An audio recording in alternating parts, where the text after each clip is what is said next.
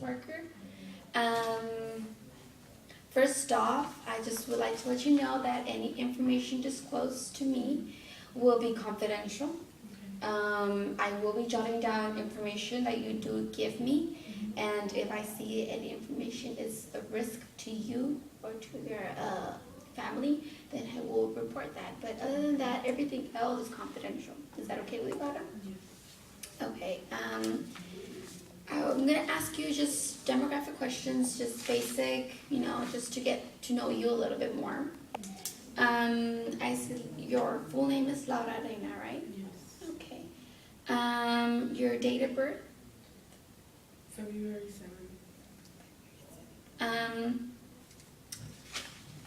You are currently living, I have an address here for you, and I just want to just notify you that this is the one that we have in record to see if it's the current one. Is it 53 Giddy Street at San Antonio, Texas? Yes. Okay. Are you married, divorced, or you're single? Single. Do you have any children? Yes. A son. And does he live with you? Yes. Wait. No. No. No. So he comes and visits you Yes. every once in a while. He stays at a dorm. Do you have close contact with him? He calls me during the week. And he visits during the weekend. Okay. Is he under any federal help or financial aid? Yes. Yes. Yes. Okay. Are you under any federal aid? Yes.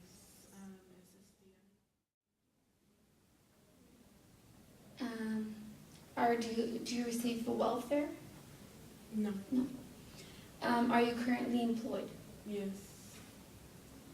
Where do you work and how's your work schedule? I work twice a week at a music store. And are your hours flexible towards your disabilities or? Yes, it was hard to adjust. But after a while, You adjusted. Do they treat you differently because of your disability? Or do they do the accommodations towards your disability? Do they work with you? yes, they work with me. Are you under any medication? Excuse me. Yes. I've had episodes of aggression towards my family and my friends, and the doctor prescribed aggressive medication, and I also have medication to control my episodic episodes for manic depression.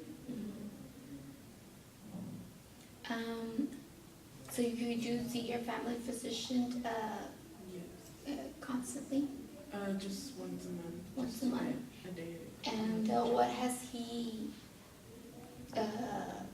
evaluated in your health? What disabilities does he evaluate you with?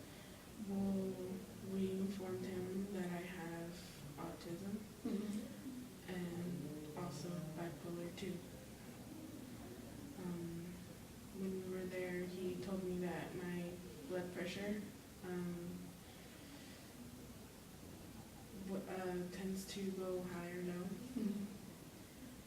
And so at home, a nurse goes to check up on my blood pressure. Okay. Can you give me a little information on your background, on your education? I graduated high school, and I did not want to go to university. Okay. Who would you say are your primary supporters? I mean, in the consistence of financially and emotional support. My mom. Yes. Okay. Now we're going to shift a little bit into more physical factors. How long have you had with your disabilities? I was diagnosed at age 3 for autism, Mm-hmm. and 15, I was diagnosed with bipolar. Okay. Were you homeschooled? Were you going to regular school? Were you under any special education program? In the beginning, yes, I was attending public school. When I was 15, I was raped, and they had to homeschool me. Now, I'm gonna shift a little more into your background in school. I do see that you attended school, public school, I believe, from Head Start to high school, right? Yes. And then around your 9th to 10th grade year, you were raped. Yes. How did you cope with that? It was really hard. My aggression increased like 100 times worse than it was before. I hurt my mother and my younger sister, but they were trying their best to calm me down, trying to be there with me. I did think of abortion. My mother was explaining to me all the things I needed to know, but I didn't want to, because I don't know what I would do. So I had the child. Did you attend any counseling from school counselors or any outside counseling services? Yes. My mother thought it was best for me to attend counseling sessions. How long did you have this counseling services? Probably like 3 times a week. Are you still receiving these counseling services? Yeah, it's a week. Okay. I'm going to shift into more psychosocial factors that you might be adjusting to.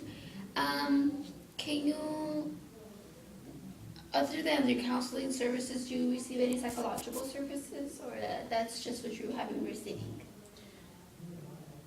That's it. I used to receive them when I was younger, when they diagnosed me with bipolar. Okay. But that was probably the last time I saw a psychologist. Okay.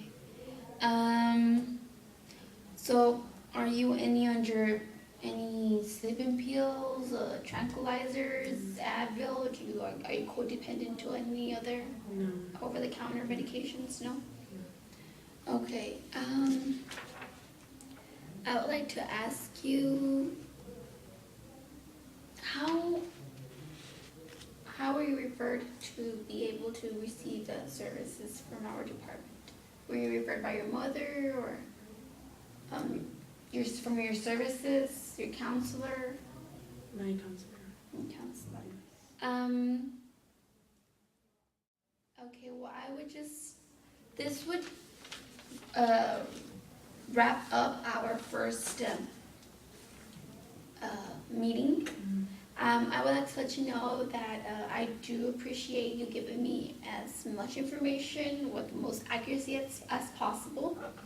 I do understand that you work, therefore we will be notifying you maybe 2 days before we have you come in, so we can come in and keep in touch with see how you're doing, how you're coping with work, your services, if you need more services, or if there's any other resources that we can implement to your work life, personal life, and etc.